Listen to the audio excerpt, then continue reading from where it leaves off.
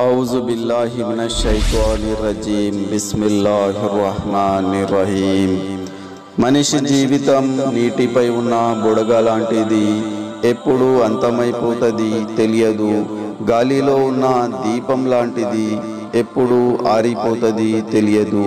ప్రవహించే రక్తం గడ్డ కట్టక ముందే, ఊపిరి ఆరక ముందే నిజ దైవాన్ని గుర్తించి ఆరాధించడమే మానవ జీవిత లక్ష్యం.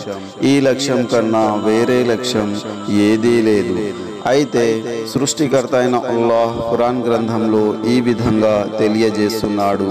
నేను మిమ్మల్ని ఏదో ఆషామాషిగా అర్థరహితంగా అగాధము పుట్టించానని అనుకుంటున్నారా? మళ్ళీ మీరు నా వైపు మరలి రావటం జరగని పని అనుకుంటున్నారా? మళ్ళీ మీరు నా వైపే మరలి వస్తారు. కుల్లు నఫ్సిన్ జాయఖతుల్ మౌత్, ప్రతి జీవికి ప్రతి మనిషికి మరణం రుచి చూచెడిది ఉన్నదని సృష్టికర్త అయిన అల్లాహ్ ఖురాన్ గ్రంథంలో మనల్ని తెలియజేస్తున్నాడు. వాస్తవమే. ఎవరైనా ఉన్నారండి, డాక్టర్ కానీ సైంటిస్ట్ కానీ, నాకు మరణము రాదు అని చెప్పేటోళ్ళు అందరూ మరణిస్తారు. అందుకే దీపం ఉన్నప్పుడే ఇల్లును చక్కదిద్దుకోవాలి.